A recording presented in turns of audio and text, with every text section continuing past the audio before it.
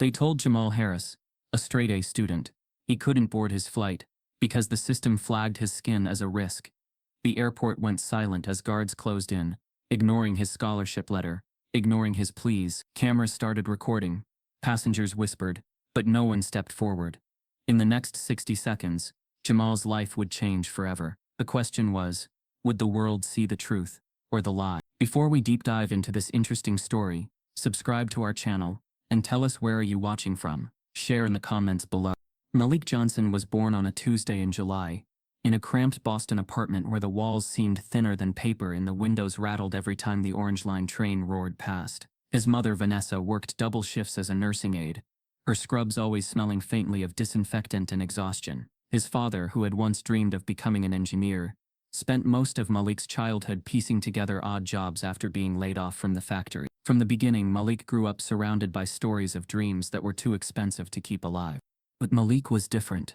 By the time he was 10, he had read every book in the local library's children's section, from old encyclopedias to worn-out copies of Baldwin and Ellison.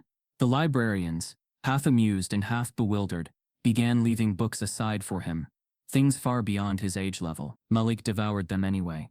He wanted to know how things worked, why the world was unfair, why some families had everything and his family had nothing. His hunger for answers was not ordinary. It was the kind of hunger that unsettled adults, the kind that made teachers whisper, "He's smart, but kids like him rarely make it that far." At school, Malik's brilliance didn't always shine the way he hoped. Teachers praised his essays but then pulled him aside to say he needed to tone it down, that his ideas were too ambitious. In group projects, classmates rolled their eyes at his energy, telling him he was trying too hard. By high school, the whispers had hardened into dismissals. Harvard? His counselor, Miss Whitfield, said one afternoon, looking at his application forms spread across her desk. Her lips curled into something between a smile and a warning. "Malik, students from schools like ours don't end up there. You should aim somewhere more realistic, state college, maybe community. Harvard isn't for everyone." The sting of her words lingered long after he left her office, but Malik wasn't deterred. He went back to the library that evening, staying until the staff flicked the lights as a signal to leave. He copied practice SAT questions into notebooks he bought with money saved from helping his uncle stock shelves at a corner store. He studied on the bus, in the laundromat, even while waiting outside the clinic where his mother picked up her overtime pay. Each page he turned, each equation he solved, felt like rebellion. When he finally told his mother about his dream, her eyes widened. She didn't laugh. She didn't scold. She placed her calloused hand on his cheek and whispered, "Baby, if that's your dream, then you chase it. Don't let them tell you who you are." But the world outside their apartment didn't share her faith. On the basketball court behind his building, the older boys teased him. "Harvard? Man, they ain't letting no Malik Johnson from Roxbury up in there. You better get real before life humbles you." Even his closest friends questioned him. "Why waste your time applying there? They already know who they want, and it ain't us." But Malik pressed on. He wrote his essay about growing up in a city that looked away from boys like him, about a grandmother who taught him multiplication on grocery receipts, about a hunger to study economics because he wanted to understand why his neighborhood never seemed to escape poverty while others thrived. His essay was not polished, but it was raw, alive, filled with the rhythm of someone who knew the odds and wanted to bend them. When the interview invitation came, folded in the corner of a cream-colored envelope, with Harvard's crest stamped on it, Malik sat staring at it for hours.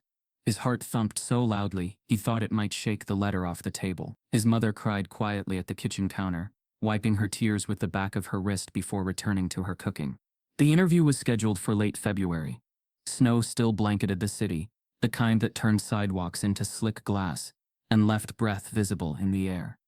Malik wore his only suit, a second-hand gray one his uncle had tailored down for him. The sleeves still hung slightly long, but he held his shoulders straight as he walked across Harvard Yard, the red brick buildings towering over him like monuments to another world. Inside, the admissions office smelled faintly of polished wood and expensive coffee.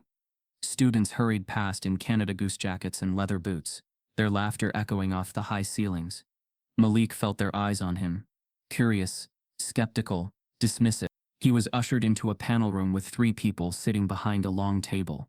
Their names blurred together in his nervousness, but one man stood out, Professor William Carter, He was tall, silver-haired, with the calm authority of someone used to controlling rooms. His eyes flicked over Malik with the faintest shadow of disdain.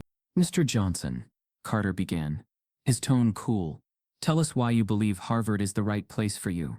Malik's voice trembled at first, but then steadied as he spoke.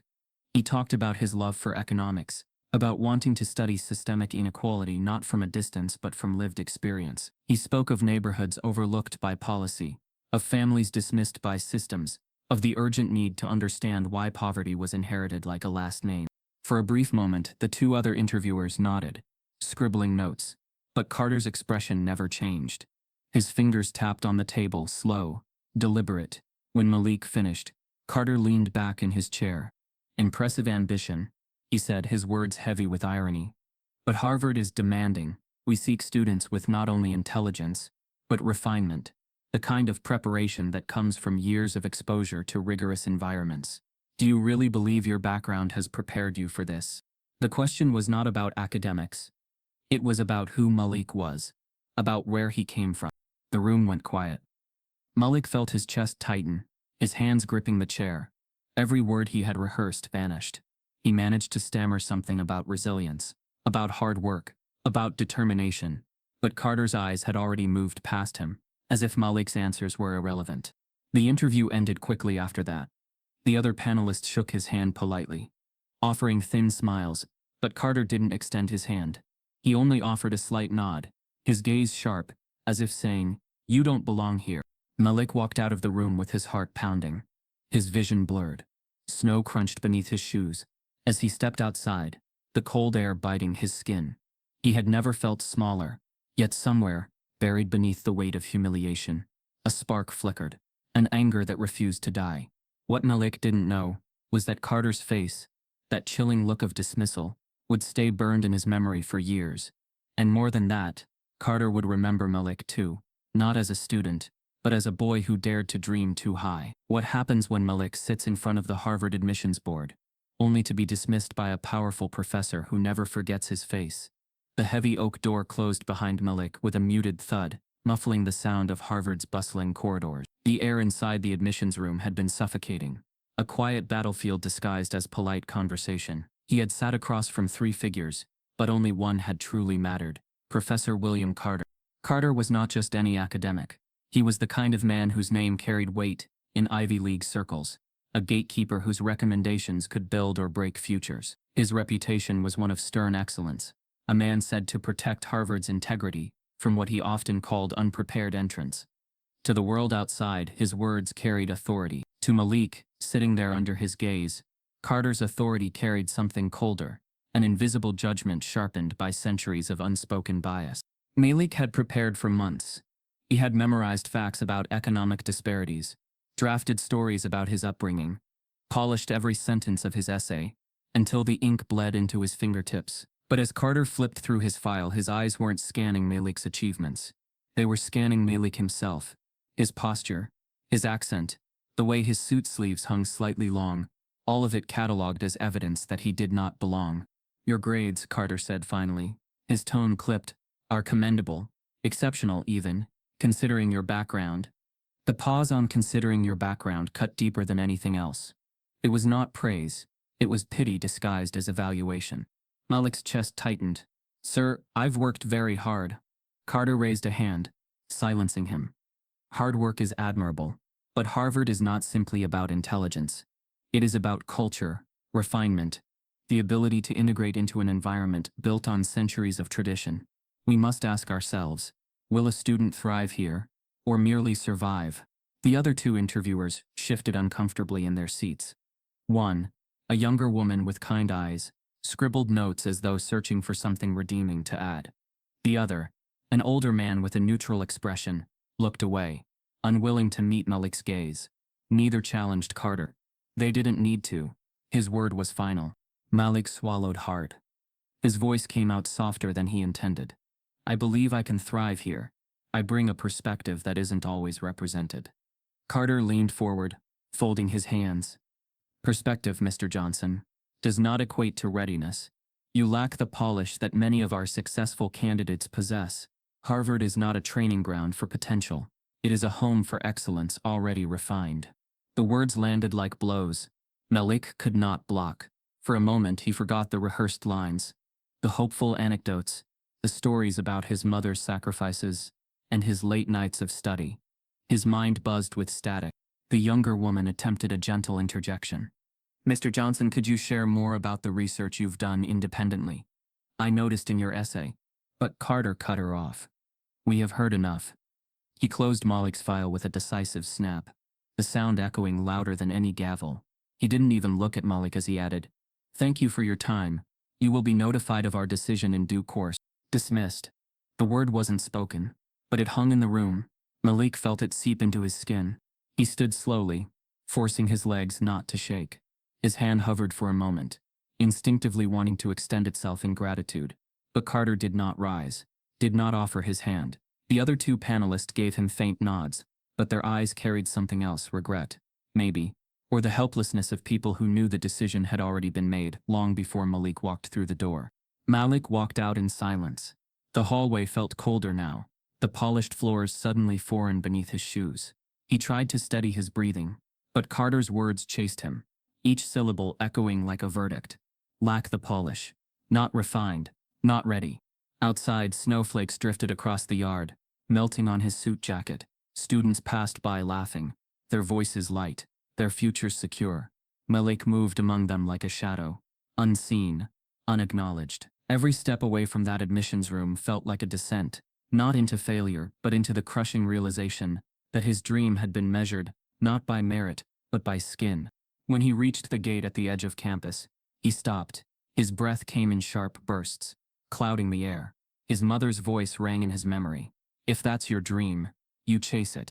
But how did you chase something that had already slammed the door? He looked back once at the towering red brick buildings. Somewhere inside, Carter was likely already reviewing another file, another face, another future. Malik clenched his fists, his nails biting into his palms. This wasn't just rejection, it was erasure, a deliberate act of telling him he did not belong. And yet beneath the humiliation, beneath the pain, something else stirred. Anger, not the reckless kind, but the quiet, simmering kind that carved itself into memory. He would remember every word, every glance, every slip. As Malik left the campus, trudging through snow that soaked into his shoes, he whispered to himself, not loud, not for anyone else to hear, but enough for the words to brand his own resolve. This isn't the end. He'll see me again. What Malik didn't know was that Carter too had noticed something. Not Malik's grades, not his essay, but the fire in his eyes as he left the room. Carter wasn't used to students looking back at him with defiance. It unsettled him, though he would never admit it. He brushed it off as arrogance. But a part of him knew he had not silenced Malik completely. That unsettled feeling would linger. It was a battle neither of them fully understood yet. A battle not of fists or shouts, but of perception, of dignity, of who was allowed through the gates of power, and who was condemned to watch from outside. Carter believed he had ended Malik's ambition in that moment. In truth, he had only sharpened it. Malik boarded the train back to Roxbury, the metal seats cold against his skin. Around him, passengers scrolled through phones, dozed off, stared blankly at the dark tunnels. No one knew he had just walked out of the most important room of his life, carrying the sting of rejection like a hidden wound. He sat in silence, his mind replaying Carter's voice over and over. You lack the polish. Harvard is not a training ground for potential. The train rattled forward, and with every mile, Malik's despair began to harden into resolve. If Harvard would not take him as a student, then someday, somehow, he would force the institution to acknowledge him on terms they could not deny. Malik leaves in silence, but what burns in his chest is not just rejection, but a promise that this would not be the last time Carter would see him. The rejection letter came 2 weeks later, though Malik hadn't really needed it. He had known the moment Carter closed his file with that sharp, dismissive snap. The envelope was thin, too thin to carry acceptance. Malik stared at it on the kitchen table for nearly an hour before sliding a finger under the seal.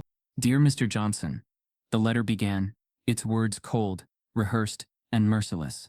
After careful consideration, he didn't finish reading. The paper slipped from his hands, fluttering to the floor. His mother bent down to pick it up, her face unreadable as her eyes moved over the words. When she looked up, tears shone, but she forced a steady voice. It's just one door, Malik. just one. There will be others. But Malik didn't feel hope. He felt hollow. The news spread faster than he expected. By the end of the week, everyone in the neighborhood seemed to know. On the basketball court, where he used to practice his jump shot to clear his mind, the older boys smirked. Harvard turned you down, huh? Told you, man. They don't want us. At school, the counselor who once warned him not to aim so high called him into her office. You're still bright, Malik, she said, her voice laced with condescension. There's no shame in adjusting expectations. You'll find a place that fits you better. Her words stung worse than the rejection itself. Adjusting expectations. Fitting in.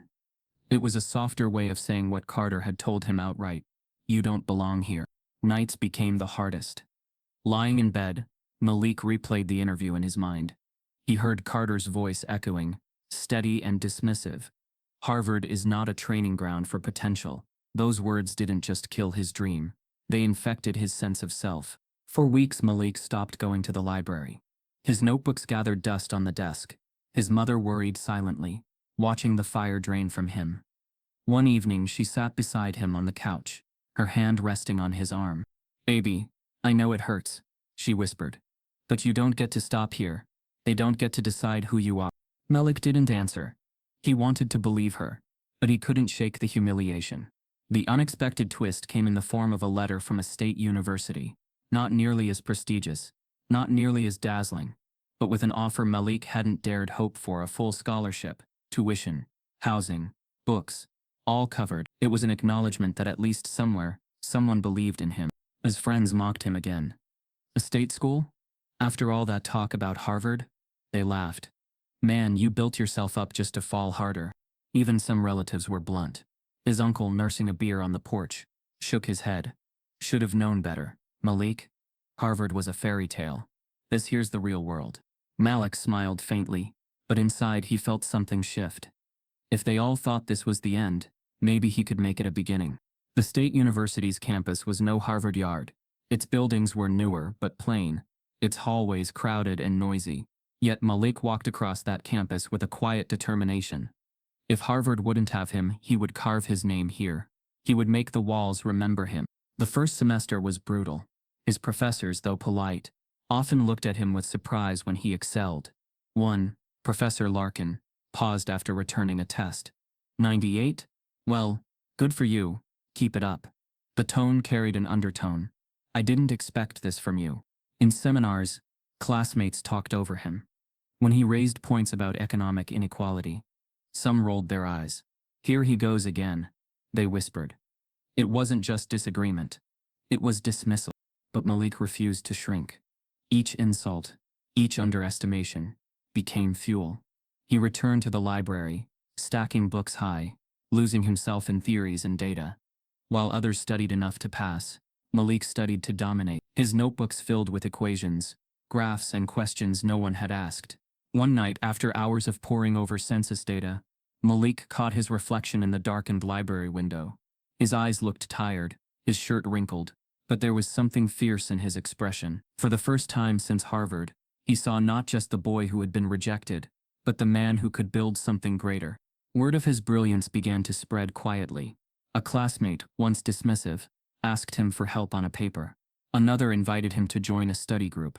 Slowly, professors began to notice too, though always with a tinge of surprise, as though his intelligence was an anomaly rather than a reality. Impressive work, Johnson, Professor Larkin said after one particularly strong paper. You're quite the thinker. Didn't see that coming. The compliment was backhanded, but Malik didn't care. Progress was progress. Yet, for all his success, the memory of Carter lingered. Every A he earned, every paper he published, carried a silent message aimed at that single face. You were wrong about me. Then came the night that would alter everything. Malik had stayed late, after a lecture, cleaning up his notes, when a voice startled him. You know, most students don't stay this long after class. He looked up to see Professor Daniel Harlan, a man known for his sharp mind in the field of economics, standing in the doorway. Harlan was tall, bespectacled, with a kind but curious expression. I've been noticing your work, Harlan continued. The way you analyze data, there's something different about it. You're not just learning the material, you are questioning it. That's rare. Malik blinked, unsure what to say. Compliments from professors usually came laced with skepticism, but Harlan's tone carried genuine intrigue. I think, Harlan said slowly, you might have the mind for research. Real research. Have you considered that? Malik hesitated. Research? I've thought about it. But no one's ever said I was good enough for that. Harlan smiled faintly. Then allow me to be the first. Come by my office tomorrow. I'd like to show you something. Malik nodded, his heart pounding. That night, as he walked back across campus, the winter air biting at his face, Malik felt a flicker of something he hadn't felt since before Harvard: hope. Maybe his story wasn't finished. Maybe rejection had only rerouted him towards something bigger. Malik discovers a research mentor who notices his brilliance. Could this be the chance to rewrite his destiny? Malik stood outside Professor Daniel Harlan's office. The next morning, his palms slick with sweat. The door was half open, the faint hum of a computer and the rustle of papers leaking into the hallway. For a moment, Malik considered turning around. Maybe the professor had only spoken out of politeness. Maybe this was a mistake. But something inside him, the spark that Harvard hadn't extinguished, pushed him forward. Come in, Harlan called when Malik knocked. The office smelled faintly of coffee and ink, its walls lined with books on economics, policy and history. Papers cluttered the desk, and a whiteboard stood covered in equations and graphs. Harlan gestured toward a chair. I've been reading through your essays, he began without preamble. The way you connect theory to real-world implications is unusual for someone at your level. Most undergraduates regurgitate information. You challenge it. Malik shifted in his seat. Compliments always carried danger. They could dissolve into disbelief at any moment. I want to understand why things are the way they are. Numbers tell a story most people ignore. Harlan leaned forward, studying him. That's exactly what research is. Not memorizing answers, but asking questions no one else dares to ask. I'd like you to join one of my projects. You'd work under me, assist with data collection, maybe even analysis. The offer startled Malik. But I'm just an undergrad. Harlan smiled. So was I, once. Potential doesn't wait for permission. It demands recognition. For the first time in months, Malik felt seen. Working with Harlan became Malik's lifeline. Days blurred into nights, as he buried himself in spreadsheets, datasets, and economic models.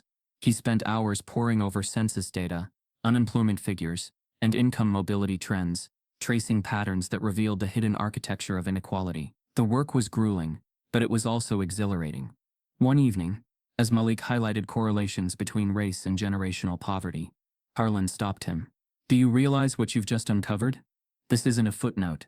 This is a paper. Malik blinked. A paper? You mean publishable? Yes, Harlan said firmly. You have the beginnings of something powerful here. That night, Malik didn't sleep.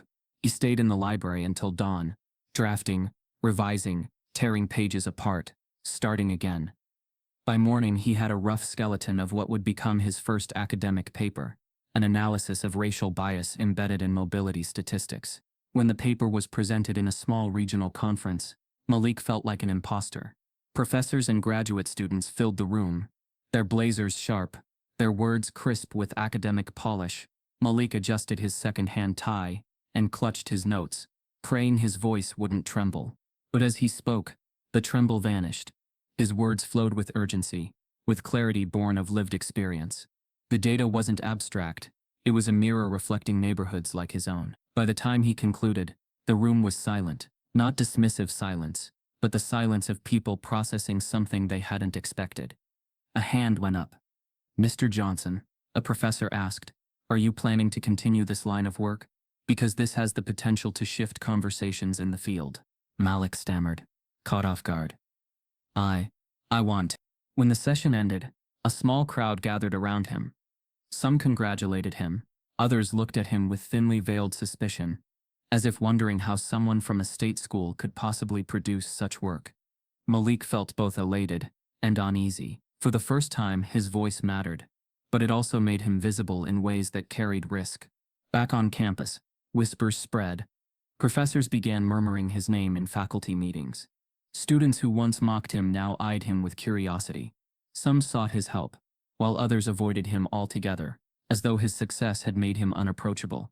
Malik didn't care. He wasn't chasing their approval anymore. The recognition grew. His paper was published in a respected undergraduate journal. Then came an invitation to present at a larger conference in New York, a place where established scholars debated ideas that shaped national policy. At the conference, Malik found himself in rooms where suits were sharper, voices louder, and the stakes higher. Yet, once again his presentation commanded attention.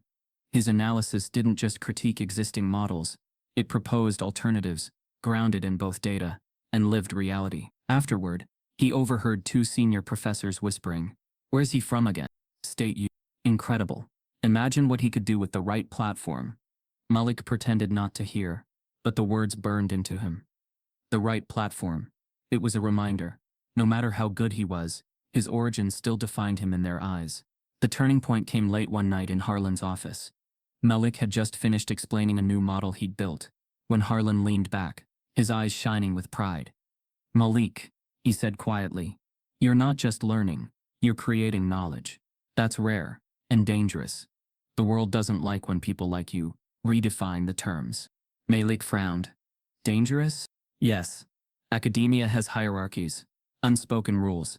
You are climbing them faster than they're comfortable with. Some will celebrate you, others will try to break you." Malik thought of Carter, of the cold dismissal in that interview room. He nodded slowly. Let them try. The following semester, Malik published 2 more papers, both challenging traditional economic assumptions. Invitations poured in, panels, guest lectures, collaborative projects, his inbox filled with messages, some congratulatory, others quietly undermining. Impressive work for an undergraduate, one email read, though perhaps premature in its conclusions. The backhanded praise didn't shake him. Instead, it fueled him. By junior year, Malik had become a name. Professors introduced him with a mixture of pride and surprise. "This is Malik Johnson, one of our brightest," students whispered in cafeterias. "That's the guy who's publishing already." But with visibility came shadows. At one conference, Malik overheard a rival whisper, "He's only getting attention because he's black. The field loves a token story." The words stung, but Malik refused to flinch. He knew the truth. His work stood on merit, and no amount of prejudice could erase the data. Then came the moment that would test everything. One afternoon, while Malik was revising a paper in the library, an email pinged his laptop. The subject line made his heart jolt. From Professor William Carter, Harvard University. The man who had once dismissed him now knew his name. Malik's hands trembled as he opened the message. It was brief, formal, but unmistakable. Carter had read Malik's latest paper on racial economic mobility, and instead of critique, the email contained a request. "Mr. Johnson, your recent work has sparked considerable discussion. I am interested in exploring potential collaboration. If you are open to this, please let me know." Malik stared at the screen, his breath caught in his chest. The same professor who told him he lacked polish now wanted to work with him. It felt like vindication and violation at once.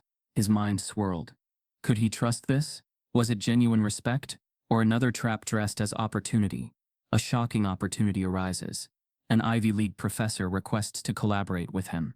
But does Malik dare to trust academia again? Malik sat frozen in the library, Carter's email still glowing on his laptop screen. The irony of it was almost too much to process. The same professor who had once measured him unworthy now wanted to collaborate. He didn't reply immediately. Instead, he closed the email and buried himself deeper into work. If Carter's interest was genuine, Malik didn't need validation from the man who once crushed him. If it was a trap, ignoring it was safer. But the email lingered in his mind like smoke that wouldn't clear. Days later, Malik presented his newest paper at a national economics conference in Chicago. The room was packed, professors filling the aisles, graduate students huddled against the back wall.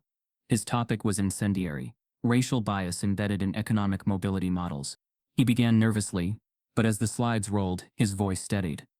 He walked the audience through decades of overlooked data, showing how meritocracy was a myth for many black families, and how the system rewarded privilege disguised as effort. Each statistic he cited wasn't just a number, it was a story of neighborhoods like his own. When he finished, the room didn't erupt in polite applause. It roared. Hands shot up. Questions fired at him. Some praised him, others challenged him, but no one dismissed him. For the first time, Malik wasn't begging to be heard. People were leaning in, desperate to understand. After the session, a journalist approached him with a recorder. "Mr. Johnson, your paper is sparking real conversations. Would you be open to an interview?" Malik blinked, stunned. An interview? Yes. The Times is running a feature on young scholars redefining economics. We'd like to include you. The article ran 2 weeks later. Malik's photo in black and white, his name in bold. Overnight, emails flooded his inbox. Universities invited him to lecture. Think tanks asked for his input. Students across the country sent messages. "You gave words to what we've lived." For a boy once told he lacked polish, it was intoxicating. But recognition carried shadows. Back at his university, some classmates congratulated him with forced smiles. Others whispered in corners. Malik overheard one afternoon as 2 graduate students passed by. "He's only being noticed because he's black. The field loves a diversity story." "Yeah, if I wrote that same paper, no one would care." The words stung. Malik wanted to shout back, "It's not my skin, it's my work." But he stayed silent, filing their envy away as another kind of fuel. Even some professors shifted. Those who once ignored him now suddenly wanted to advise him. Their praise carried an edge, as though attaching themselves to his success might elevate their own careers.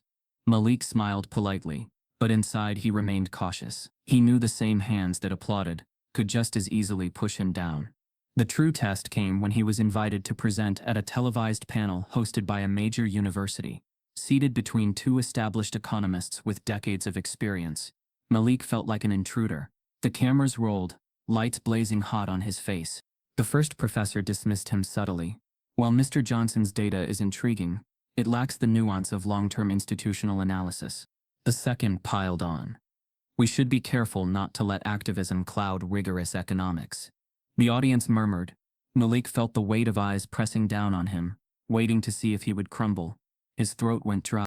Then he spoke. Calm. Clear. "With respect, professors, the data I've presented isn't activism. It's evidence. If systemic inequality appears political, it's because inequality itself is political. My role is not to soften the truth, it's to reveal it." The room erupted in applause. The cameras caught his face, unflinching, steady. That night, clips of the exchange spread across social media. Students reposted it with captions. "Finally someone said it." Within days, Malik's name trended online. But as the spotlight grew, so did the backlash. Online forums buzzed with anonymous comments. Some called him a genius. Others called him a fraud. Some praised his courage. Others sneered. "Affirmative action wonder boy." The praise and hate arrived in equal measure. Malik learned to live with both. Until one morning, as he scanned the headlines, he froze. In a prestigious economics journal, an article had been published under the name of Professor William Carter, Harvard's gatekeeper. Its subject, Malik's paper. Carter didn't mention Malik by name in the opening paragraphs, but the critique was unmistakable. Line by line, Carter dissected Malik's work, calling it overstated, methodologically careless, and dangerously misleading. Reading the words was like reliving the interview all over again. Carter's voice echoed in Malik's head. Not refined, not ready. Only this time, the dismissal wasn't private. It was public, broadcasted to the entire academic world. Malik's stomach churned. The same man who had denied him admission was now trying to deny him legitimacy. For a moment, Malik considered silence. Maybe the storm would pass. Maybe people would forget. But deep down, he knew Carter wasn't just attacking his work. He was trying to erase Malik again. To remind the world that no matter how far Malik climbed, Harvard's gatekeeper still held power. And Malik couldn't let that stand. Just as Malik begins to rise, he uncovers that Professor Carter, the man who once rejected him, has publicly criticized his work. How will Malik respond? The journal article sat open on Malik's desk, its words as sharp as knives. Carter's name stretched across the header like a seal of authority. His critique cloaked in the language of academia, but dripping with something far more venomous. "Mr. Johnson's conclusions," Carter wrote, "are overstated and rest upon fragile methodological assumptions. His framing suggests more passion than precision, more activism than analysis. While commendable for an undergraduate effort, it lacks the sophistication required for serious economic discourse." Malik read the lines again, and again, each one heavier than the last. This wasn't just criticism. It was dismissal, public and deliberate. He could hear Carter's voice behind the text, the same clipped tone from the admissions interview years ago. You lack polish. You are not ready. But Malik wasn't 17 anymore. He wasn't sitting in that suffocating interview room. He was a published scholar now, with data and evidence backing him. Still, the old humiliation seeped back in, threatening to paralyze him. He shoved the journal aside and paced his small apartment. The walls seemed to close in, his books and notes suddenly inadequate shields. For a moment he thought of retreating, of letting the article stand unanswered. Maybe it was safer to avoid confrontation. Maybe silence would protect him. Then his phone buzzed.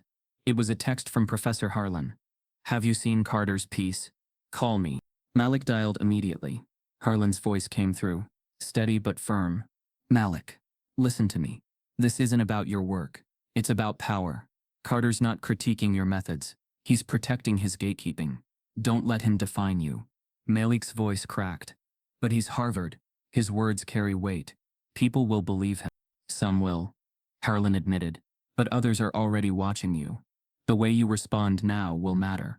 Don't disappear. Double down. Prove him wrong with more research. Stronger evidence. Let your work answer him. Malik sat in silence, his chest rising and falling. The anger that had flickered inside him for years now roared like fire. You're right, he whispered. If he wants to come at me, he'll have to face every fact I uncover. Over the next months, Malik worked with relentless intensity. He revisited his datasets, refining models, adding robustness checks, strengthening his methodology.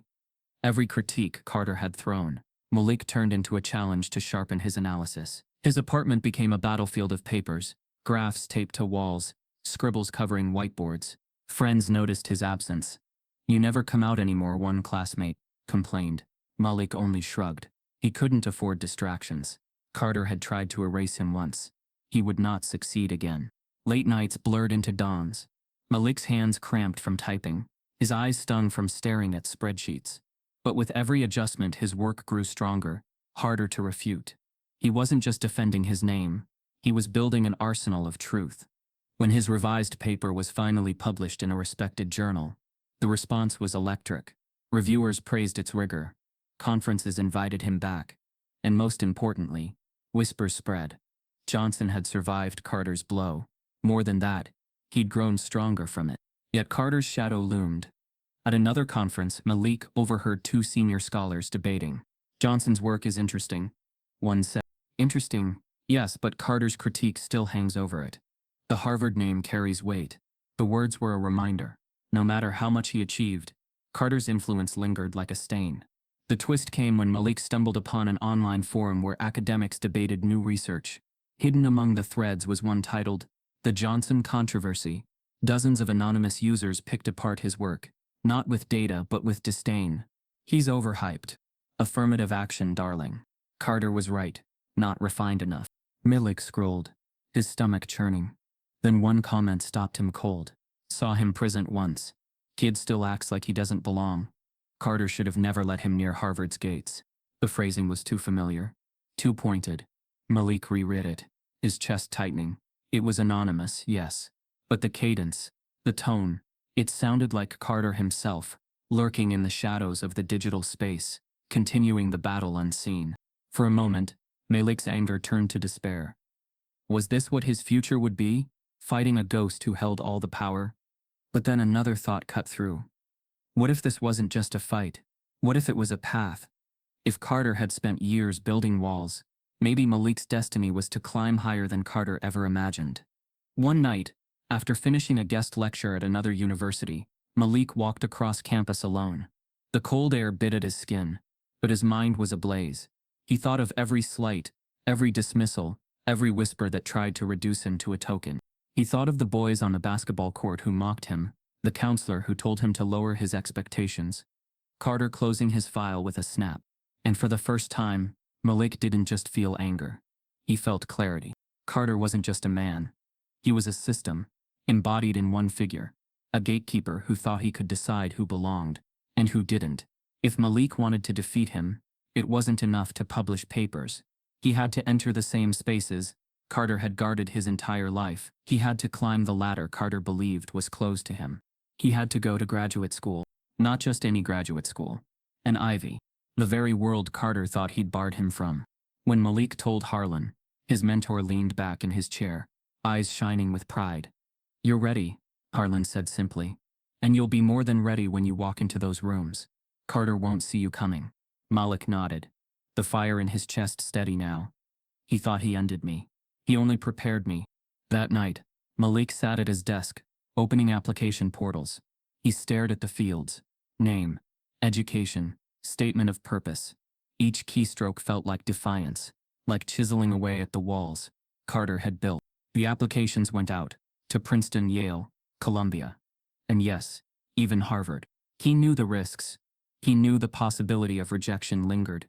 But this time, Malik wasn't seeking validation. He was declaring war, not with fists, but with data, with ideas, with presence.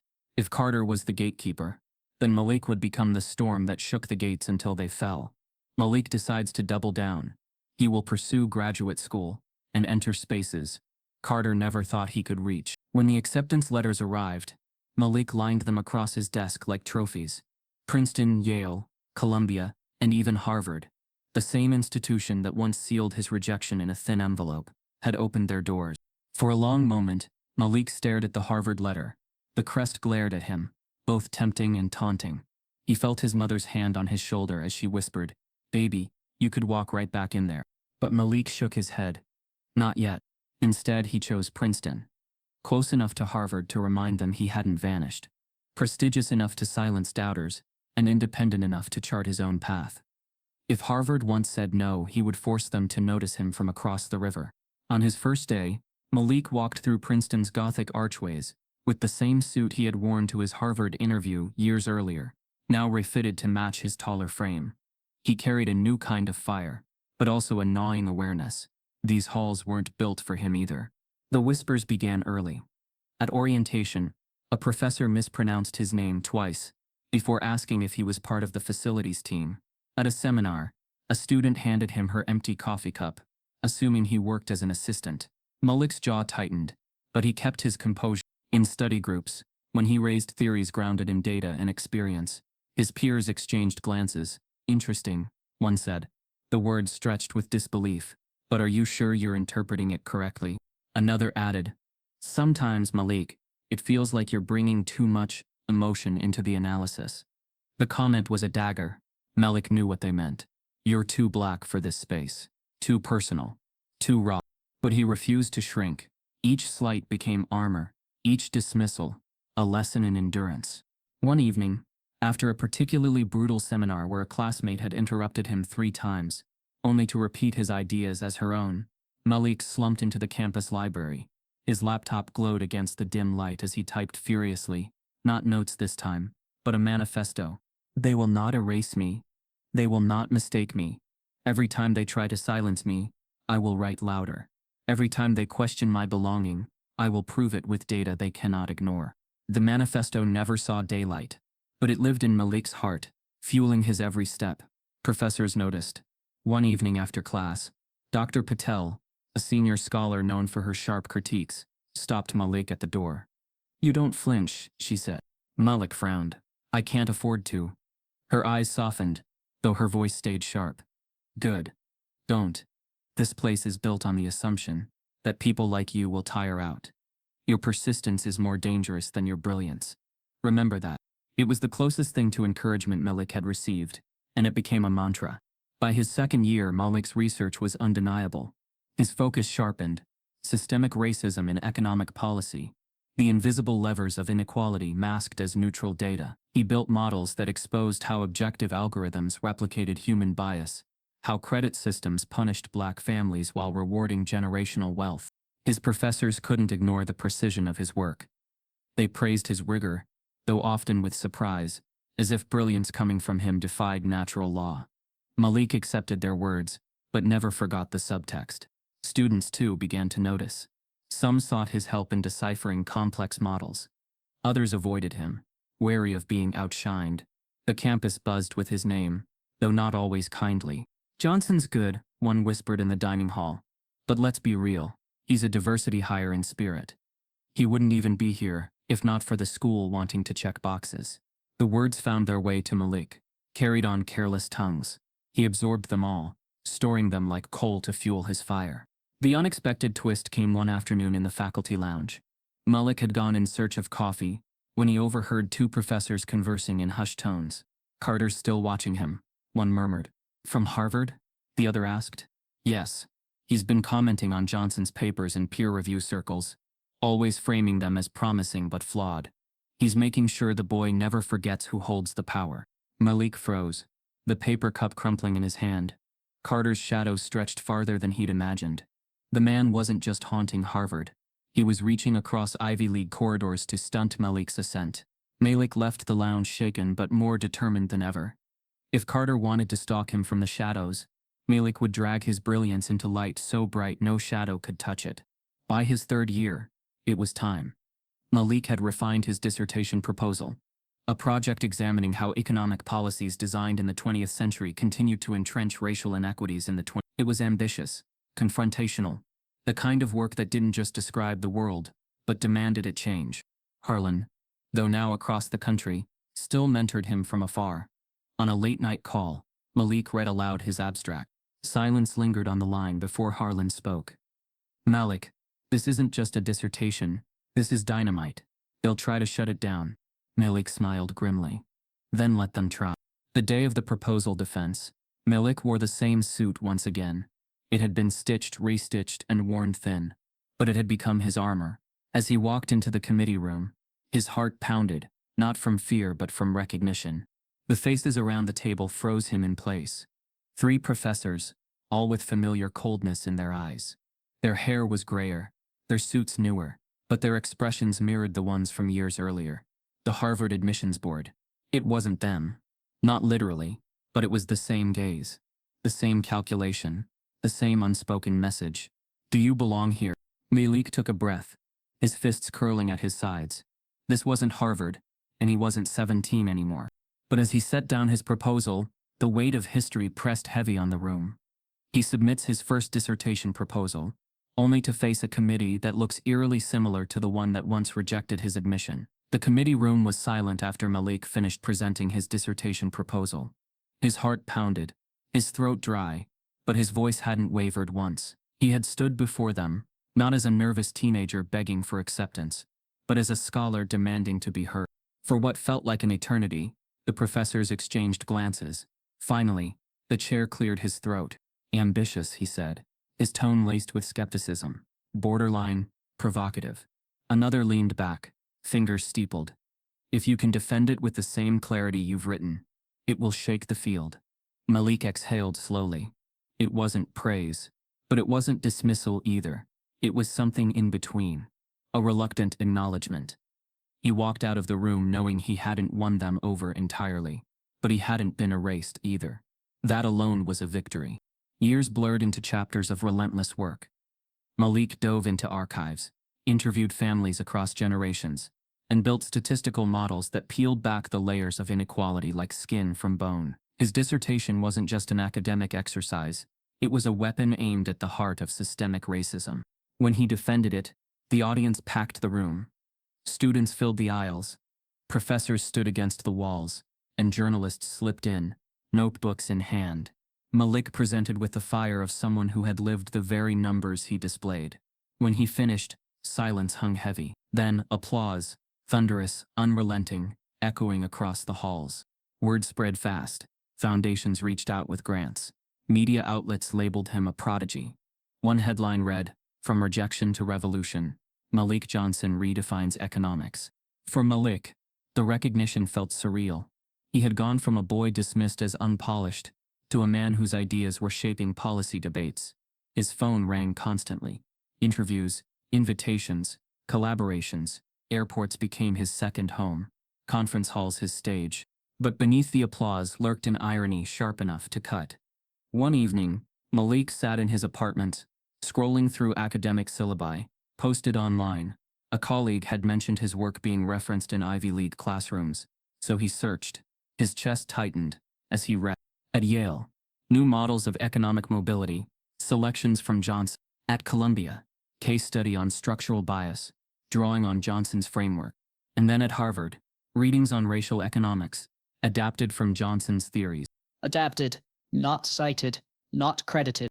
Harvard, the very institution that once told him he didn't belong, was now quietly teaching his ideas, stripping his name from the theories he had bled for. Malik leaned back in his chair, fury simmering. His words, his models, his truth, absorbed into the very system that rejected him, as if they had always belonged to it. When he mentioned it to Harlan over the phone, his mentor's voice grew heavy. "They'll take what they can't ignore," Harlan said, "and they'll teach it as though they birthed it themselves. That's the Ivy League way. You've rattled their ivory towers, Malik, and now they're trying to paint over the cracks with your work." Malik's jaw clenched. "Then I'll make sure the world knows who it belongs to." He doubled down. More publications, more lectures, more interviews. His voice became louder, sharper, harder to erase. Students across the country rallied around his writings, citing him in papers, sharing his lectures online. Activist groups invited him to advise them. Policymakers reached out, eager to turn his theories into legislation. Yet even as his influence grew, Malik felt the shadow of Carter. The man rarely appeared directly, but Malik often found traces of him. Subtle critiques in peer reviews, quiet whispers at conferences, the same cold skepticism floating through academic halls. Carter was still there, watching, waiting for Malik to falter. The twist came on an ordinary Thursday morning. Malik was at his desk, drafting a grant proposal, when his assistant knocked. "Email from Harvard," she said, her voice cautious. Malik froze. He turned slowly to his computer, his pulse quickening. There it was. Harvard University, Economics Department. He clicked. The message was short, almost sterile. "Professor Johnson, we are honored to invite you to deliver a guest lecture at Harvard this spring. Your groundbreaking work has sparked important conversations in our field, and we would be privileged to have you share your insights with our students." Malik stared at the words, his throat tight. The same Harvard that once told him he lacked polish, now claimed his work had sparked important conversations. The same gates that shut in his face, now swung open, not for admission but for recognition. He leaned back in his chair, torn between rage and triumph. His mother's voice whispered in his memory, "Baby, if that's your dream, you chase it." But was this chasing, or was it returning to a wound that had never healed? That night, Malik sat with the invitation open on his laptop, the cursor blinking like a heartbeat. He imagined standing in a Harvard lecture hall, his words echoing against the walls that once silenced him. He imagined Carter's face in the crowd, unreadable, calculating. His hand hovered over the keyboard. Accept, decline. The decision wasn't just about a lecture. It was about reclaiming the space that once rejected him, or refusing to let it define him at all. Malik is unexpectedly invited to lecture at Harvard. Would he accept, or would old wounds keep him away? The email had sat unanswered for days. Malik opened it, closed it, reopened it, again, staring at the words, until they blurred. Harvard wanted him, not as a student, not as a statistic, but as a lecturer. The boy they once shut out was now a man they sought to parade. At first he nearly declined. He told himself he didn't need it, that his success stood independent of their validation. But late at night, lying awake, he imagined himself standing in a Harvard lecture hall, his voice filling the very room that once swallowed his silence. He thought of his mother, who had prayed for this moment long before he believed it possible. He thought of the boys on the basketball court who mocked him, the counselor who said Harvard wasn't for kids like him. And finally, he thought of Carter, the gatekeeper who slammed the door in his face. He accepted. On the morning of the lecture, Malik stepped out of the cab, onto Harvard Yard. The air was sharp with early spring, the grass still damp from last night's rain. Students hurried across the cobblestones, clutching coffee cups and laptops, their laughter carried by the wind. For a moment, Malik stood still, looking up at the red brick buildings. They hadn't changed. The same imposing architecture, the same ivy climbing up walls like veins, the same silence that once told him he didn't belong. But Malik had changed. He no longer carried his dream, like a fragile hope. Now it was a weapon, honed and sharpened by years of rejection and resilience. He walked across the yard, his suit tailored perfectly this time, no longer hanging loose. Heads turned. Students recognized him, not as an applicant, but as a name, a scholar whose words they'd read in class. Whispers followed him. "That's Malik Johnson." The auditorium filled quickly. Students packed the rows, some sitting on the steps, others leaning against the walls. Their eyes glowed with anticipation, notebooks and phones ready. They weren't there out of obligation. They were there because Malik mattered. But as he scanned the crowd, he noticed the difference. At the back of the room, clustered together, sat senior faculty. Their expressions were cold, their arms folded. Some whispered to one another, their eyes sharp with skepticism. And in the farthest corner, half-shadowed, sat Carter. Malik's chest tightened, but he didn't look away. Carter's face was older, hair grayer, but the expression hadn't changed. Calm, controlled, dismissive. When Malik stepped to the podium, the applause erupted. Students cheered, their energy filling the room. For a split second, Malik let it wash over him, let himself feel what it was like to be embraced in a space that once rejected him. He began. His voice was steady, deliberate. He spoke of data, of patterns, of policies disguised as neutral, that had shaped generations. He traced the arc of inequality, not as an abstract theory, but as lived reality. He told the story of neighborhoods ignored, of families invisible to policy, of statistics that weren't numbers but names. The students leaned in. Every word seemed to crack open the silence of the room. Malik wasn't just lecturing, he was dismantling. But from the corner, Carter sat motionless, his eyes locked on Malik. No applause, no notes, no reaction, just stillness, as if waiting for Malik to falter. Midway through the lecture, Malik paused for questions. A student raised her hand. "Professor Johnson," she asked, voice trembling with conviction, "how do you keep going when institutions try to erase you?" The question pierced him. For a heartbeat, Malik saw himself years ago, 17, sitting in an interview room, crushed under Carter's gaze. He smiled faintly. You don't wait for institutions to validate you. You force them to reckon with you. You show up again and again until your absence becomes impossible. The students erupted in applause, some even rising to their feet. But the faculty in the back didn't clap. Carter's gaze remained fixed, his lips a thin, unreadable line. After the lecture, students crowded Malik, snapping photos, asking for signatures on their books and papers. Their excitement was electric, but Malik's eyes kept flicking to the corner where Carter still sat. Slowly, Carter stood. The crowd parted unconsciously as he walked forward, his presence commanding the same unease it had years ago. He stopped in front of Malik. For a moment the room seemed to freeze. Students quieted, sensing something in the air. Carter smiled, a thin, chilling curve of the lips. His voice was calm, but every word carried weight. "I see you've come a long way," he said. Malik's chest tightened, memories crashing back. The rejection letter, the words not refined, the closed file. Carter leaned in slightly, his eyes glinting. "But don't get too comfortable." The words slithered into Malik's ears, familiar and venomous. They weren't a compliment, they were a warning. The room remained silent, every student watching, waiting to see how Malik would respond. Carter approaches Malik after the lecture with a chilling smile. "I see you've come a long way, but don't get too comfortable." Malik left the Harvard lecture hall with the sound of applause still ringing in his ears. But Carter's words cut deeper than any standing ovation could heal. Don't get too comfortable. It wasn't just a warning, it was a promise. In the weeks that followed, Malik's life spun faster than he could catch it. Invitations flooded in. Universities wanted him to speak. Journals sought his contributions. Foundations offered him funding. His name began to circle in conversations about tenure-track appointments. For a moment, it seemed as if Carter's shadow had finally receded. Malik was in demand. He was proof that the boy once rejected could rise to heights the gatekeeper never imagined. But then, the cracks appeared. The first sign came at a major conference in Philadelphia. Malik was scheduled to present a new paper that had taken months to prepare. He arrived early, double-checked his slides, and waited as the auditorium filled. But when his time came, the session chair looked at him blankly. "You're not on the program," she said, flipping through her papers. Malik frowned. "I confirmed weeks ago. My paper was accepted." The chair shook her head. "I'm sorry, there must be some mistake. You're not listed." Malik opened his laptop, pulling up the email thread. The acceptance letter glowed on the screen, signed by the very committee that now denied him. But the chair only shrugged. "I can't let you present without authorization."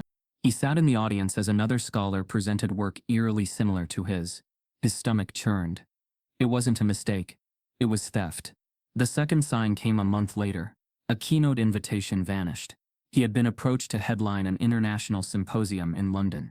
But days before tickets were booked, the organizers withdrew the offer. Unforeseen circumstances, the email said vaguely. Malik reached out for clarification, but received silence. Later, a colleague pulled him aside. Word is, someone questioned your credibility. Said your work was controversial too. Activist-driven. The board decided it wasn't worth the risk. The colleague didn't name names, but Malik didn't need them to. He heard Carter's voice in every syllable. By now, paranoia began to creep in. Malik checked his email compulsively, wary of vanished invitations. He double-checked his submissions to journals, fearful that papers might disappear. Every glitch, every delay, every silence felt orchestrated. Still, he pressed forward. His work was too important to abandon, but the whispers followed him. At dinners, he caught colleagues lowering their voices when he entered. At conferences, conversations shifted abruptly when he approached.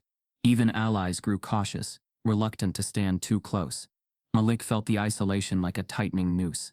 The betrayal stung most when it came from peers he once trusted.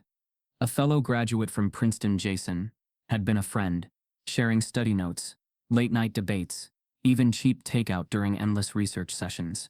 They had celebrated each other's successes, but when Malik's name began rising in circles, Jason longed to enter. The friendship cooled. Jason's compliments grew edged. His smiles thin. One evening, at a faculty mixer, Malik overheard Jason speaking to a group. Malik's talented, sure, but let's be honest, his story sells more than his research. Institutions eat that up. They love parading the underdog. If I had his background, maybe I'd be trending too. The words hit harder than Carter's critiques. This wasn't dismissal from a gatekeeper. It was betrayal from someone who once claimed to stand beside him. Malik confided in Harlan, his old mentor, over a late-night call. They're trying to choke me out, Malik said, his voice heavy. Carter, colleagues, even people I thought were friends. Everywhere I turn, doors close. Harlan's voice was steady but grave. You're disrupting a system that feeds on exclusion, Malik. They will not let you climb without resistance. But listen to me, you can't let bitterness consume you. You must stay sharp. Let your work speak. Malik exhaled, gripping the phone. But what if Carter really is pulling the strings? What if he's making sure I never get tenure, no matter what I do? Silence hung on the line before Harlan answered. Then you must prepare to fight a longer battle than you imagined. The fight became evident when Malik's tenure track prospects dimmed inexplicably. Committees that once courted him now went silent. Job postings closed suddenly after he applied. Positions he was shortlisted for slipped through without explanation. It was subtle, quiet, too quiet to accuse, but too consistent to dismiss. Someone somewhere was planting seeds of doubt about him. Malik felt it in the questions interviewers asked. Some say your work is too polarizing. How would you respond? Do you think activism compromises academic neutrality? Are you prepared to defend controversial claims in a tenure review? The phrasing varied, but the message was the same. You're too much, too dangerous, too black, too honest. Then came the twist. One evening, as Malik returned to his office, he found an envelope slipped under his door. No name, no sender, just plain white. His pulse quickened as he tore it open. Inside was a single sheet of paper, typed in stark black ink. Carter is moving against you. He has spoken to tenure committees. He is ensuring your name is marked with doubt. Protect yourself. Malik's hands trembled as he read it again. The words were unsigned, but the warning was unmistakable. Someone inside the system wanted him to know, but who? And why now? He sat at his desk long after midnight. The letter spread before him like a prophecy. Malik receives an anonymous letter claiming Carter is plotting to block his tenure track offers. Could it be true? The anonymous letter lay on Malik's desk like a curse. Carter is moving against you. The words haunted him. They explained everything. The missing papers, the withdrawn invitations, the silent tenure track rejections. Yet having an explanation didn't ease the weight pressing on his chest. If Carter was truly poisoning committees against him, then Malik wasn't just fighting for recognition. He was fighting for survival in a system designed to erase him. He tried to dismiss the paranoia, but reality confirmed it again and again. At a conference in San Francisco, Malik delivered a lecture on algorithmic bias in lending institutions. The audience of students and younger scholars applauded, their faces lit with recognition.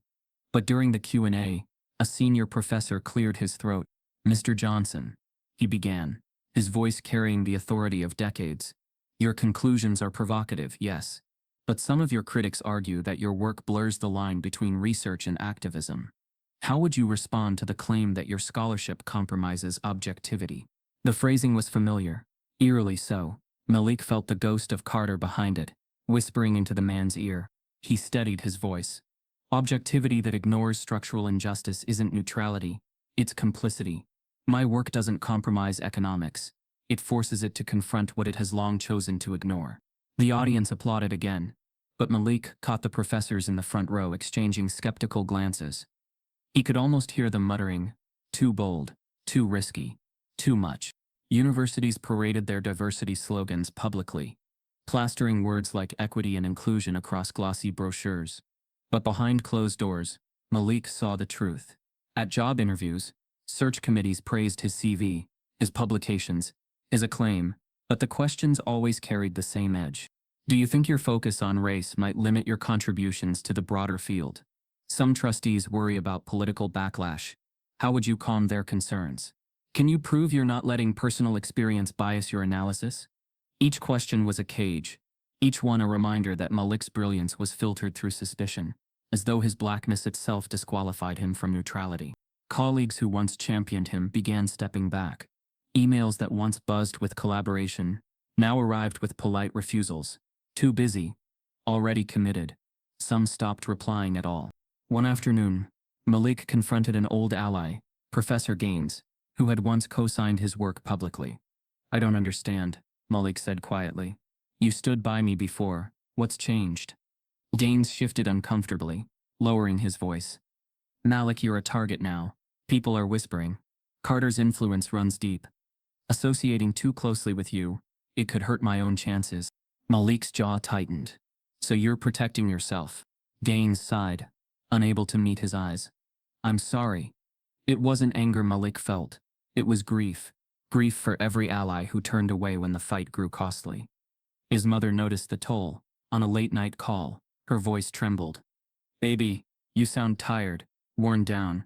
Are they treating you right?" Malik hesitated before answering. "They treat me like I don't belong. Like I'm a problem they can't ignore but won't embrace." She was silent for a long time. Then, "You've carried this weight since you were a boy. But listen to me. You are not their problem. You are their proof. Proof they can't erase. Don't let them take your fire." Malik swallowed hard, blinking back tears. Her words steadied him, but they didn't ease the storm raging inside. The anonymous letter returned to his mind often. He kept it tucked in a drawer, reading it on sleepless nights. Each time the warning felt less like paranoia and more like prophecy. Then came the breaking point. Malik had applied for a tenure-track position at a prestigious university, one where multiple faculty had encouraged him privately to apply. His interview went flawlessly, the committee members smiling, nodding, even hinting that he was their top candidate. Weeks later, the rejection arrived. "We regret to inform you." Malik stared at the letter in disbelief. He called a contact on the inside, a junior professor he trusted. "They wanted you," she whispered. "Everyone did. But then Carter called. He questioned your readiness for tenure." After that, the board hesitated. Some were afraid to go against him. "I shouldn't even be telling you this." Malik gripped the phone, fury rising in his chest. "So he still controls me, even here." "I'm sorry, Malik," she whispered again before hanging up. The storm wasn't paranoia. It was real. Carter's hand was everywhere. For days, Malik sank into despair. He sat in his office, blinds drawn, stacks of research papers, untouched. What was the point of brilliance if it could be buried under whispers? What was the point of fighting if the system was rigged? But as the silence thickened, a stubborn voice inside him rose. "They want you broken. Don't give them the satisfaction." He returned to his desk, opened his laptop, began again. If they blocked one door, he would force another. If Carter poisoned one room, Malik would fill another with fire. Then on a gray Tuesday afternoon, the phone rang. The caller ID made his breath hitch. Harvard University. For a moment, Malik didn't move. His chest pounded, his throat dry. He let it ring twice before answering. Professor Johnson? The voice was calm, professional.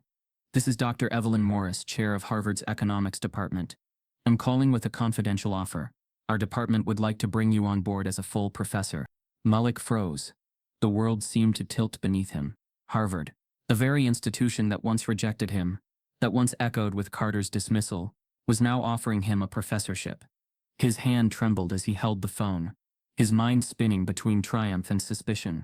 Was this vindication, or another trap laid by Carter? Just as Malik faces despair, he receives a confidential call from Harvard, an offer for a professorship. The voice on the phone lingered in Malik's ears long after the call ended. Harvard.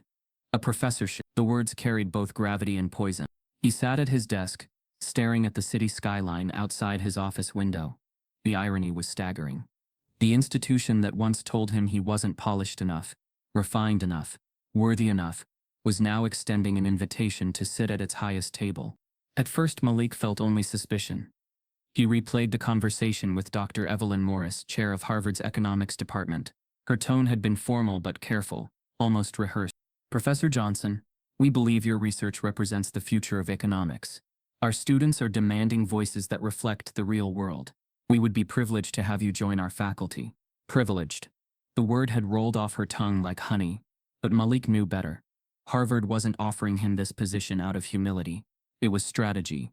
In the weeks before the call, student activists had staged demonstrations across campus. They held signs reading "Harvard must change" and "Diversity without tokenism." They chanted statistics about the underrepresentation of black faculty, quoting Malik's very research as ammunition. At the same time, alumni had begun to pressure the administration. Donors sent letters demanding Harvard respond to the cultural moment. In op-eds and alumni forums, Malik's name appeared again and again. Why not bring in the scholar redefining the conversation? It wasn't about him. It was about optics. Harvard needed him as a shield, a symbol of progress they could parade. And yet, despite knowing all this, Malik felt something else beneath the suspicion. A deep, aching sense of irony. Years ago he had walked into their admissions office with nothing but ambition, and been dismissed as unworthy. Now he would return, not as a student begging for entry, but as a professor with authority. The thought made his chest tighten. Malik called his mother that night. "Baby," she whispered, her voice breaking. "Harvard? You mean to tell me you'll be teaching there?" Malik hesitated. "Yes. They offered me a professorship." She laughed through tears. "Oh Lord. Look at God. You went from their rejection letter to their payroll. Don't you see? This is victory." Malik smiled faintly, but his silence stretched long. "Malik," she pressed. "I don't know if it's victory or a trap," he admitted. "I don't trust their reasons. I don't trust their timing. And Carter, he's still there." Her voice hardened. "Then walk in with your head high. If they want to use you, let them. But don't forget you're using them too. You'll be standing where they once told you you couldn't. That's power, Malik. Don't run from it." The decision gnawed at him for days. He spoke with colleagues, mentors, even former classmates. Some warned him against it. "They'll tokenize you," one said bluntly. "You'll be a poster child, not a professor." Others encouraged him. "Think of the students, Malik. Think of the ones who need to see you there." Harlan, his old mentor, was the final call he made. "Harvard offered me a professorship," Malik said. Silence hummed over the line before Harlan answered. "Poetic. Or pathetic," Malik countered. "They want to use me." "Every institution wants to use its people," Harlan said. "The question is, can you use them back? Can you take their platform and bend it toward truth? Because, Malik, walking away won't wound Harvard, but walking in might." Malik closed his eyes, the truth pressing heavy. Weeks later, the announcement hit the news. Harvard appoints Malik Johnson to economics faculty. The story spread across headlines, social media, and academic circles. Students cheered. Activists declared victory. But the faculty was quieter. Some issued polite congratulations. Others seethed behind closed doors. And one man, in particular, seethed louder than the rest. Professor William Carter. Carter had built his entire career on being the guardian of Harvard's gates. He had prided himself on preserving standards, on keeping out those he deemed unworthy. Now, the very boy he had rejected years ago was returning not as a student, but as a colleague, an equal. For Carter, it was humiliation dressed as progress. Malik arrived on campus the morning of his first faculty meeting. His nameplate already sat on the table. Professor Malik Johnson. He ran his fingers over the letters, a strange mix of triumph and dread coursing through him. As the meeting began, polite applause welcomed him. A few smiles, a few nods. But across the table, Carter sat stiff, his jaw tight, his eyes locked on Malik. Their gazes met for the first time in years. Carter's eyes carried the same message they always had. You don't belong here. But Malik's stare this time was different. Calm, steady, defiant. The tables had turned, but the war was far from over. But how would Carter, still teaching there, react to Malik's triumphant return? The faculty meeting was held in one of Harvard's oldest rooms, a chamber of oak-paneled walls and oil portraits of men whose faces stared down like judges from another century. The table was long, polished, and unforgiving, its edges sharp as if meant to cut away those who didn't belong. Malik walked in with steady steps, though his heart beat a little too fast. His nameplate had already been placed neatly before one of the leather chairs. Professor Malik Johnson. The sight alone was surreal. The others were already gathered. A few professors offered polite smiles. Some avoided eye contact altogether, their bodies shifting with discomfort. But across the table, stiff and silent, sat William Carter. It was the first time Malik had seen him up close in years. Carter's hair was thinner, streaked with white, but the sharpness in his eyes remained unchanged. He looked like a man who had been forced into this meeting against his will.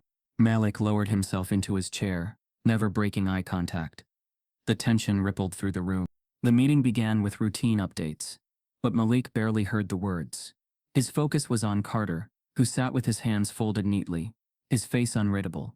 Occasionally Carter scribbled notes, though he never once looked down at them. His gaze flicked back to Malik again, and again, like a shadow refusing to release its grip. At one point the department chair turned to Malik. We're delighted to officially welcome Professor Johnson to the faculty. His groundbreaking research has brought distinction not just to economics but to Harvard itself. Polite applause followed. Students might have cheered, but here the sound was muted, cautious. Malik nodded in acknowledgement. His voice was calm but firm. It's an honor to be here. Harvard has long defined economic thought, but it's time the institution also confronts the blind spots it has carried. My work is about lifting the veil where data has hidden injustice. The words hung in the air. A few heads nodded. A few lips tightened. Carter didn't clap. He didn't nod. His hand tapped the table slowly, deliberately. The same rhythm Malik remembered from the admissions interview years ago. A signal, a reminder. When the meeting adjourned, faculty members rose, some drifting toward Malik with forced pleasantries. Congratulations. Looking forward to your seminar. Their smiles didn't reach their eyes. Carter remained seated, his eyes locked on Malik until the room cleared. Finally he rose, straightened his jacket, and crossed the room with slow precision. Professor Johnson, Carter said, the title heavy with irony. Malik met his gaze. Professor Carter. Carter's smile was thin, almost imperceptible. You've managed to climb quite high. Impressive considering where you started. Malik's voice didn't waver. Where I started has always been the measure of my climb. And here we are at the same table. Carter's eyes narrowed. Be careful not to mistake the table for the seat of power. Harvard has a way of humbling those who believe they've conquered it. Malik leaned in slightly, his voice low, and Harvard has a way of underestimating those it tried to bury. For the first time Carter blinked. Just once. But it was enough for Malik to know his words had landed. Over the next days, Malik's presence on campus drew crowds of students. They stopped him in corridors, eager to talk about his work. Some admitted they had chosen Harvard specifically because of his research. Others thanked him for giving them language to describe the inequality they lived. But in faculty halls, the air was colder, meetings dragged with polite hostility, colleagues nodded in public, but whispered in private. Malik felt the resistance everywhere, in the silence when he entered a room, in the missing invitations to small gatherings, where decisions were really made. And always, Carter lingered. Not openly combative, but present, watching, waiting. His influence stretched through the corridors, subtle but firm, like an invisible hand guiding shadows. Then came the unexpected twist. At the end of Malik's first week, The department chair called him into her office. She smiled politely, her tone rehearsed. "We've assigned you a lecture hall for your first course," she said, sliding a folder across the desk. Malik opened it. His breath caught. The hall was familiar. Too familiar. The same room where, years ago, he had sat across from Carter and been told he lacked polish. The same room where his dream was first denied. The ghost of rejection lingered in those walls. The chair's smile didn't falter. "We thought it fitting." Full circle. Fitting. The word burned. It wasn't fitting. It was cruel, intentional, a reminder of where he had begun. Malik left the office with the folder in hand, his chest tight. The hallway seemed narrower, the air heavier, his mind flooded with memories. Carter's dismissive tone, the snap of the file closing, the sting of erasure. And now he was being asked to stand at the front of that very room. Not as a boy begging to be seen, but as a professor meant to command it. Would he reclaim it, or let the ghost of rejection haunt him still? Malik is given his first lecture hall, one Carter used to teach in. Would he reclaim the space, or let the ghost of rejection haunt him? The lecture hall loomed before Malik like a monument from his past. Its heavy wooden doors stood open, revealing rows of polished desks, and the same high windows that once let in sunlight during his fateful interview years ago. He paused at the threshold, his hand brushing the doorframe. He could still hear it. Carter's clipped voice, the file snapping shut, the subtle dismissal that had branded itself into his memory. But today was different. Today, the seats were filled with students, eager faces, notebooks open, laptops glowing. Whispers traveled quickly across the rows. "That's Professor Johnson." Some had printed copies of his papers. Others had highlighted his work in their textbooks. They weren't here to test him. They were here to learn from him. Malik stepped inside. The sound of applause rose, wave after wave, until the room seemed to shake with it. For a brief moment, he let it wash over him. Years of rejection, doubt, and humiliation dissolved in that thunder. And then he saw him, William Carter, sitting in the back row, arms folded, face impassive. His presence was deliberate, a reminder that even in Malik's triumph, Carter would not vanish. Malik's chest tightened, but he didn't flinch. He walked to the podium, set his notes down, and adjusted the microphone. He began not with theory, but with story. "When I was 17, Malik said, his voice steady, "I sat in this very room, not as a professor, not even as a student. I sat across from a panel that told me I didn't belong here, that I lacked polish, that I was not ready." A ripple of murmurs swept through the students. Malik let the silence stretch before continuing. "They were wrong. Not because I was flawless, but because their idea of readiness was shaped by centuries of exclusion. They saw my background as weakness when in fact it was my strength." The students leaned forward, their eyes locked on him. Malik shifted from story to data, weaving the personal into the academic. He presented his research on systemic racism in economics, showing how neighborhoods like the one he grew up in were designed to fail, not by accident, but by policy. He spoke of algorithms coded with bias, of credit systems punishing black families, of wealth gaps carved and preserved by laws passed generations ago. Every slide carried evidence. Every statistic was a truth too sharp to ignore. The students scribbled notes furiously, some nodding, others shaking their heads in disbelief at the numbers. The air was electric, heavy with realization. Midway through, a student raised her hand. "Professor Johnson," she asked, her voice trembling, "what do we do with this knowledge? How do we change it?" Malik paused, scanning the room. His voice dropped lower, more intimate. "You take it with you," he said, "into the boardrooms, into the courtrooms, into the classrooms you will one day teach. You refuse to let numbers become excuses for injustice. You refuse to be silent when silence protects the system. Change begins when you refuse to inherit lies." The room erupted in applause. Some students stood, others wiped their eyes, and in the back Carter remained motionless. But Malik wasn't finished. He leaned closer to the microphone. "I was told once that Harvard is not a training ground for potential, that it is a home for excellence already refined." The words hung heavy in the air, echoing his past humiliation. Students shifted in their seats, sensing the weight of the moment. Malik's gaze flicked to Carter. "I say to you today, potential is excellence waiting for permission, and for too long permission has been withheld from people who look like me. But I stand here now, proof that gatekeepers don't get the final word. The applause that followed was thunderous, louder than before, rattling the old windows. Malik let it wash over him, but his eyes never left Carter. When the lecture ended, students swarmed the podium. They asked for signatures, photos, advice. Malik smiled, answering their questions, offering encouragement. But beyond the crowd, Carter still sat, unmoving. Finally, slowly, he rose. The students parted unconsciously as he walked down the aisle. He stopped a few feet from Malik. For a moment, silence. Then Carter spoke, his voice low but clear. "You certainly know how to command a room." It wasn't praise, it was a challenge. Malik met his gaze. "And you finally had to sit in it and listen." Carter's eyes narrowed, but he said nothing more. He turned and walked out, his footsteps echoing against the floor. That night, the world outside Harvard exploded. Clips of Malik's lecture spread across social media. Students posted quotes, videos, snapshots of him standing at the podium. Newspapers ran headlines.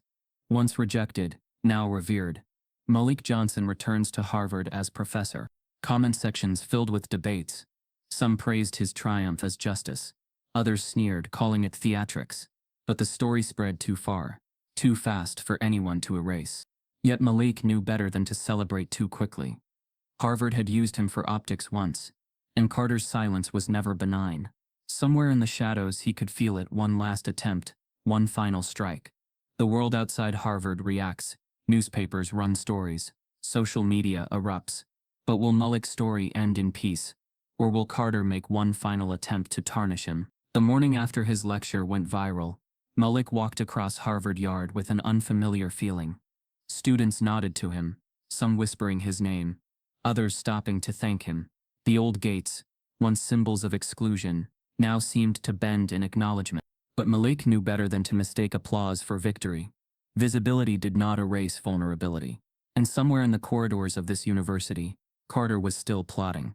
In the weeks that followed, Malik's course filled beyond capacity.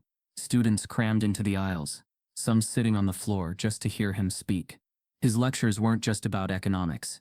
They were about truth, about survival, about dismantling the lies baked into systems of power. One afternoon after class, a young black student named Jordan approached him. His voice shook as he spoke. "Professor Johnson, I almost didn't apply here. Everyone told me Harvard wasn't for people like me.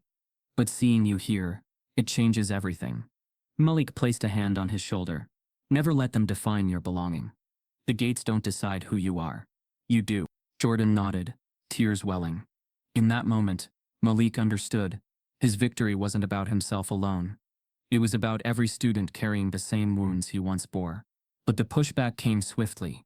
Carter's allies in the department began raising complaints. Malik's curriculum was too political. His lectures blurred the line between teaching and activism. Faculty whispered that Harvard had made a mistake, that his popularity was a distraction from serious scholarship. At one faculty meeting, Carter finally spoke openly. "Johnson's work is impressive." "Yes," Carter said, his voice calm, "but Harvard cannot afford to trade rigor for spectacle. We are not a stage for personal crusades. We are an institution of tradition." The words hung heavy in the room. Some professors nodded. Others shifted uncomfortably. Malik leaned forward, his voice steady. "Tradition that silences truth is not worth preserving. My research is rigorous. The fact that it unsettles you says more about your comfort than my scholarship." The room went still.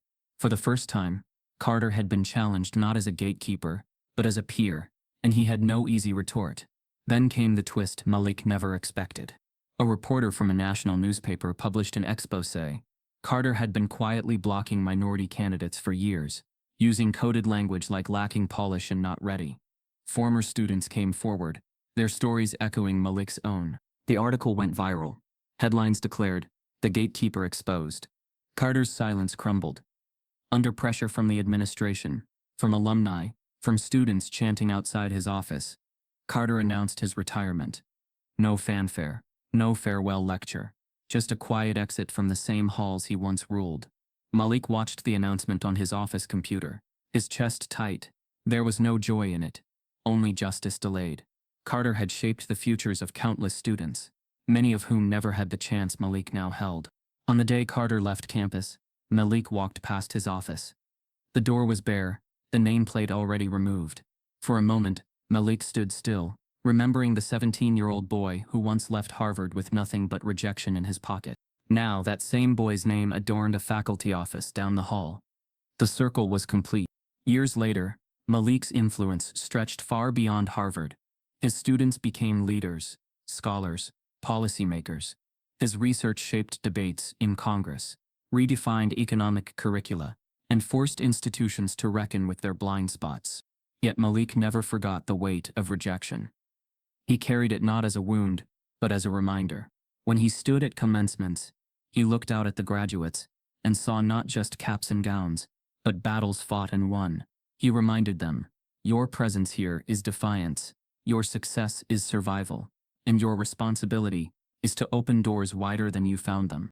The applause always thundered, but Malik's words were meant less for celebration and more for those still standing outside the gates. One evening, Malik sat in his office long after the halls had emptied. Stacks of papers surrounded him. His students' work spread across the desk. He thought of Jordan, of his mother, of Harlan, of every name whispered against him in the shadows. The victory felt complete, yet incomplete. For every Malik Johnson who broke through, how many more had been turned away? How many letters of rejection sat folded in drawers, never followed by another chance? Malik closed his eyes, his heart heavy. He knew his story was extraordinary, not because it was impossible, but because it was rare, too rare. Outside his window, the lights of Harvard Yard glowed against the night. Students walked in groups, laughter spilling into the cold air. Somewhere among them, another dreamer might be carrying the same fire Malik once carried. A dream too big for the world to allow. But would that dream be crushed? Or would it find space to rise? Carter was gone. Malik had risen. Justice had come, at least in part. Yet the question lingered, sharp and unshakable. How many more Maliks are being rejected today? And will their voices ever be heard? Stories like Jamal's are not rare. They're just rarely told. If you believe no one should be punished for the color of their skin, let your voice be louder than silence. Type yes if you believe in justice, and subscribe if this broke your heart.